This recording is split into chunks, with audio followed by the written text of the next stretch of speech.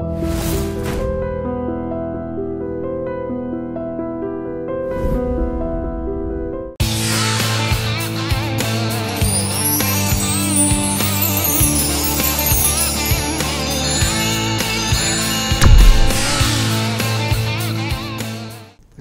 నాయుడుగా మీ జీవితం మొదలైంది, మీ రాజకీయ జీవితం మొదలైంది కదా. మీ తల్లిదండ్రుల పేర్లు ఏంటి? అసలు మీ తండ్రి గారు కూడా కార్మిక నాయకుడిగా ఏమైనా పనిచేశారా? మరి ఎక్కడ మీ స్వగ్రామం అదంతా ఎక్కడ? మా స్వగ్రామం వరంగల్ జిల్లాలో స్టేషన్ గన్పూర్ పక్కన పామనూరు విలేజ్. మా ఫాదర్ వెంకటకృష్ణారెడ్డి, మా మదర్ మదరమ్మ ఇద్దరు గ్రామంలో ఇప్పుడు కూడా ఉన్నారు. ఉన్నారా? Still there alive. మీ ఏజ్ ఎంత ఉంటుంది ఇప్పుడు? ఐఎమ్ 61. 61. ఓకే, వాళ్ళంతా 90 దగ్గర వచ్చింటారు.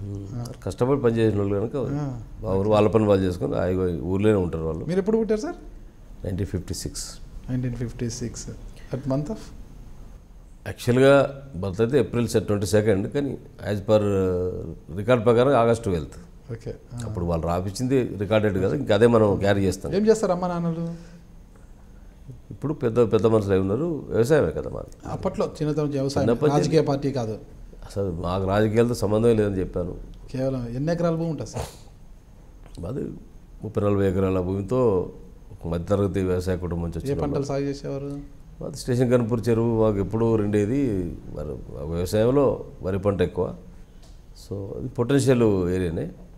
ఎంతమంది సంతానం సార్ మీరు? ఒక కూతురు, 2 బాబులు. మీరు పెద్దవారా? మా ఫాదర్కా? నేను పెద్దవాడిని. మేము 3 బ్రదర్స్. నాతో పాటు ఇంకో 2 బ్రదర్స్ ఉన్నారు. అతను ఎయిర్ ఫోర్స్లో ఆల్ ఇండియా ఇంటర్నేషనల్ వాలీబాల్ కోచ్గా ఎయిర్ ఫోర్స్లో పనిచేసి రిటైర్డ్ అయ్యిండు. ఆయన ఫార్మా సైడ్ ఇండస్ట్రీ సెటప్ చేసుకున్నాడు. 3rd వన్ కోల్ ఇండియాలో ఆఫీసర్గా పనిచేసిండు. తర్వాత టెక్ఎంసీలో సీనియర్ ఆఫీసర్గా పనిచేసి అతడు ఎడ్యుకేషన్ ఇన్స్టిట్యూషన్ పెట్టుకొని ఆయన సెటిల్ అయిపోయాడు. సిస్టరు స్టేషన్ గన్పూర్లో ఉంటారు. సో అందరూ. మీ బావగారు ఏం చేస్తారు? ఆయనే పారాలసిస్తో ఆయన ఇప్పుడు బెడ్ సిక్కున్నాడు. ఆయన వ్యవసాయమే. వాళ్ళ పిల్లలు 2 బాగా చదువుకున్నారు, అమెరికాలో సెటిల్ అయ్యారు. మీ ఎడ్యుకేషన్ ఎక్కడ జరిగింది? Warangal. Station Ghanpur high school వరకు స్టేషన్ గన్పూర్. కాలేజ్ అంతా ప్రభుత్వ పాఠశాలనా? ప్యూర్లీ ప్రభుత్వ పాఠశాల. ప్యూర్లీ ప్రభుత్వ పాఠశాల. College government degree college, government junior college అంతే. గవర్నమెంట్ జూనియర్ కదా, గవర్నమెంట్ డిగ్రీ కాలేజ్ అంతే. అప్పట్లో ఏం చేశారు మీరు డిగ్రీలో? బీకామ్ చేశారు. ఇంటర్లో సైన్స్ తీసుకున్నాను. బైపీసీ. నాకు డాక్టర్ కావాలని కోరుకుండే. అవునా? కనీసం యాక్టర్ కూడా కాకపోయారా? డాక్టర్ కావాలనుకున్నాను, కనీసం యాక్టర్ కూడా కాలేదు ఏంటన్నా? ఇది నాకు ఎప్పుడు కోరిక లేదు, కానీ అది కావాలని కోరుకుండేది. సో ఎగ్జామ్ టైంలో నాకు డబుల్ టైఫాయిడ్ వచ్చింది. సో డాక్టర్లు అసలు ఎగ్జామ్ పోవద్దు అన్నారు. అయినా 1 సంవత్సరం వేస్టేజ్ ఇష్టం లేక ఆ సిక్నెస్ తోటి ఎగ్జామ్ రాసిన. ఆ రోజుల్లో ఎంసెట్లు, ఈసెట్లు, ఏసెట్లు లేవు కదా. గాంధీ హాస్పిటల్లో కాకతీయ, ఉస్మానియా, గాంధీ అండ్ కాకతీయ వరంగల్ 3 మెడికల్ కాలేజీలు ఉన్నాయి. సో జనరల్ కోటాలు ఉన్నాం కనుక నాకు ఫ్రీ సీట్ రాలేదు. ఫస్ట్ అటెంప్ట్ పాస్ అయ్యారా మీరు? జ్వరం వచ్చినా కూడా రాసి పాస్ అవ్వడం ఏంటండి, నాకు మెడికల్ అడ్మిషన్ కూడా కాకతీయలో వచ్చింది. ఓకే, 7,000 డొనేషన్ కట్టాలి. ఆ రోజు 7,000 కట్టే శక్తి లేదు మాకు. అప్పుడు 7 ఏళ్ల కరువు వచ్చింది. ఆ రోజున 7,000 కట్టే స్తోమత లేక. 7 ఏళ్ల కరువుకి 7,000 కట్టే స్తోమత లేదు. బాగా సరిపోయిందండి. 7 ఏళ్ల కరువు 7,000 కట్టే స్తోమత లేదు. ఆ రోజుల్లో ఆ పరిస్థితి ఉండే. ఆ రోజున డబ్బు 7,000 అంటే చాలా పెద్ద అమౌంట్ కదా ఆ రోజుల్లో. 7 ఏళ్ల కరువు. ఆ కరువు కాలంలో ఇంకా డొనేషన్ కట్టలేని పరిస్థితి వచ్చిన తర్వాత ఇక నేను బీఎస్సీ అనుకున్నా, అటు అనుకున్నా. నాకు ఎందుకో ఫెడప్ అయ్యి ఎవరో ఫ్రెండ్ బీకామ్ చదివితే నాకు బ్యాంకులో ఉద్యోగం వస్తుందంటే పోయి బీకామ్ చదివితే వచ్చేస్తుంది అనుకున్నారా? బీకామ్ జాయిన్ అయినా. సో బీకామ్ తర్వాత అగైన్ లా అండ్ ఎంకామ్ అడ్మిషన్లు అడిగితే 2 అడ్మిషన్లు వచ్చినాయి. అప్పటికి ఇంకా చిన్నప్పుడే పెళ్ళి అయింది. అప్పటికి నాకు డాటరు. అంటే డిగ్రీ చదువుతున్నా పెళ్లి చేసుకున్నాను. ఇంటర్మీడియట్ ఫస్ట్ ఇయర్లో మ్యారేజ్ అయింది నాకు. ఇంటర్మీడియట్ ఫస్ట్ ఇయర్ అయింది. డిగ్రీ ఫస్ట్ ఇయర్లో కొత్త అంతే. ఆ రోజుల్లో మా పెద్దల వాళ్ళ బాల్య వివాహం అయితే మీదే ఇంచుమించుగా ఆ రోజు అంతే అనుకోవాలి. అప్పుడు మీకు ఇంటర్మీడియట్ ఫస్ట్ ఇయర్ అంటే మేడంకి ఎంత? అప్పుడు మేడం ఏం చదువుతున్నారు? ఆమె చిన్న 7th క్లాసు. 7th క్లాస్కే చిన్నప్పుడు పెళ్ళి. తర్వాత గ్రాడ్యుయేషన్ 2nd ఇయర్లో. మీ ఏరియా అంతా అలాగే ఉన్నట్టుంటారు. అంటే పేరవరం రాములు గారు కూడా మీ ఏరియా వాళ్ళే కదా, ఆయన కూడా బాల వివాహం చేసుకున్నారు, మీరు బాల వివాహం చేసుకున్నారు. రోజుల్లో పెద్ద మనుషులు వాళ్ళు మేము బతుకున్నాగానే పెళ్లి చూడాలని వాళ్ళకు కోరికలు ఉండేవి. ఆ కోరికల ప్రకారంగా జరిగేవి.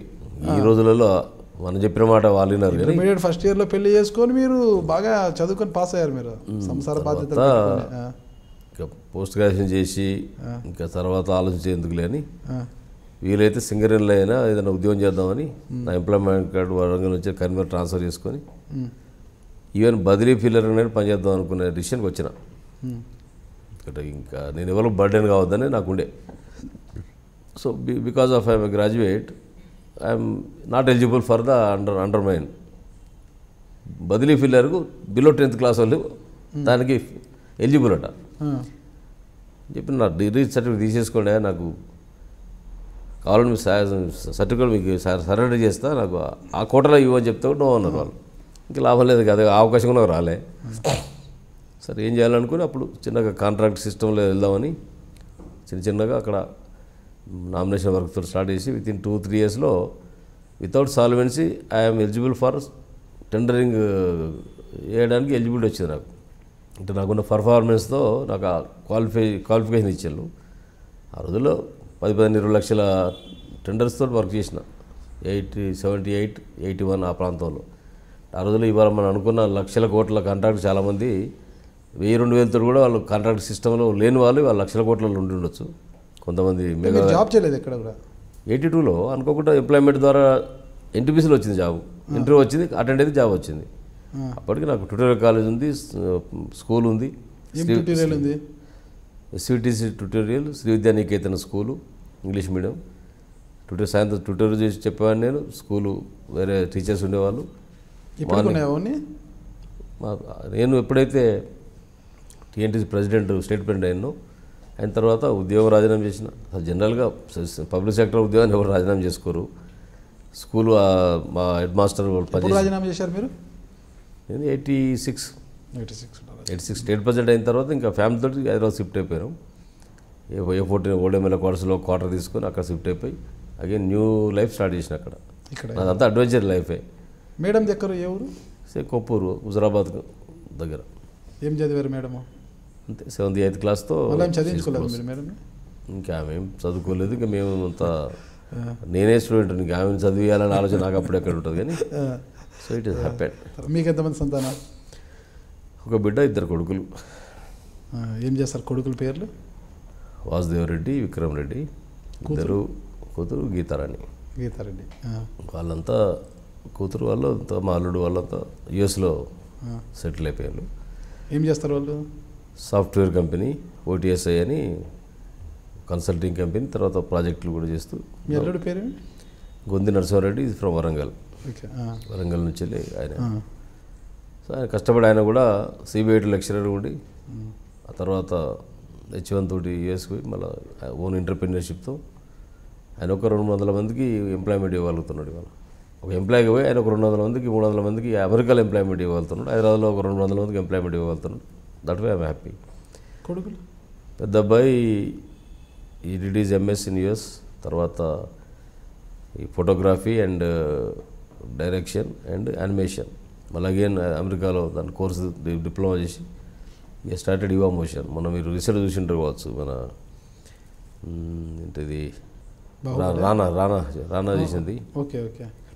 నేనే రాజు నేనే మంత్రి. లేదు, నీకు అండర్ వాటర్ గాజీ అటాక్, దాని టోటల్ విజువల్ ఎఫెక్ట్స్ యానిమేషన్ మా అబ్బాయి చేసింది. Oh good. పేరు మీ అబ్బాయి పేరు? వాసు. యువా మోషన్స్ అని. వాసునా?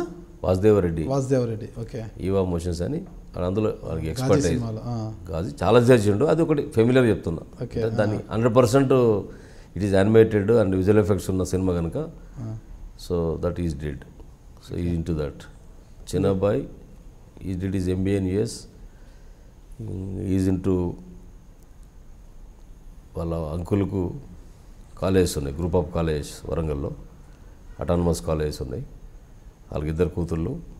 పెద్ద కూతురు, పెద్ద 2 డాక్టర్స్ USలో ఉంటారు. చిన్న కూతురు she did MS and she doing PhD కూడా అయిపోయింది ఆమెది. సో కాలేజెస్ చూస్తారు, కో-చైర్మన్గా. పార్ట్లీ కొంత నాకు అసోసియేట్ అవుతాడు ఇక్కడ, కొంత పొలిటికల్ లైజాన్లో కొంత ఆయనకి ఇంట్రెస్ట్. మీకు రాజకీయ వారసులు లేరు అయితే? ఈయనకి ఒక్కరికి ఇంట్రెస్ట్ ఉంది, చిన్నకి ఇంట్రెస్ట్, పెద్దానికి ఇంట్రెస్ట్ లేదు. కానీ చిన్నకి ఇంట్రెస్ట్. బట్ మొదలు మాకు మేము సెటిల్ అయిన తర్వాత యూఎస్లో ఉన్నారు అయితే? US నుంచి వచ్చి ఇండియాలో, వీళ్ళిద్దరు ఇండియాలో ఉన్నారు. ఇప్పుడు ఇండియాలో ఉన్నారు. USలో జాబులు వచ్చినాయి, అక్కడ పనిచేసే అవకాశం ఉన్నా మేమందరం అక్కడ ఉండి మీరు ఇక్కడ 2 ఉండేంటి. కొడుకులు ఇద్దరు ఇక్కడే ఉన్నారు. మేము మీతోనే ఉంటామని వచ్చి ఉన్నారు.